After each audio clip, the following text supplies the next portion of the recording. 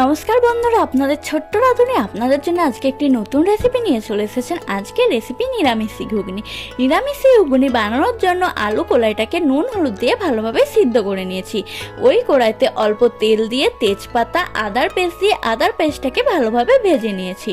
লঙ্কার গুঁড়ো, হলুদের গুঁড়ো, নুন, টমেটো কুচি দিয়ে মশলাটাকে ভালোভাবে কষিয়ে নিয়েছি।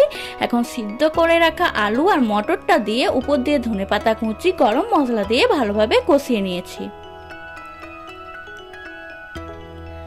উপর দিয়ে গরম জল দিয়ে হালকা নাড়াচাড়া করে ফুটে এলেই কিন্তু আমাদের রেডি গরম গরম নিরামিষি ঘুগনি। ঘুগনিটা রেডি হয়ে গেছে। এখন পরিবেশনের জন্য একটা পাত্র নিয়েছি। এখন ঘুগনি পরিবেশন করেছি। উপর দিয়ে ধনেপাতা কুচি, শসা কুচি আর চাট মশলা দিয়ে একটু সাজিয়ে নিয়েছি। আর ঘুগনিটা দেখতে যেমন সুন্দর হয়েছে, খেতেও কিন্তু তেমন টেস্টি হয়েছে। আজকের রেসিপিটা তোমাদের কেমন লাগলো অবশ্যই জানিও। দেখা হচ্ছে নতুন কোনো রেসিপি নিয়ে।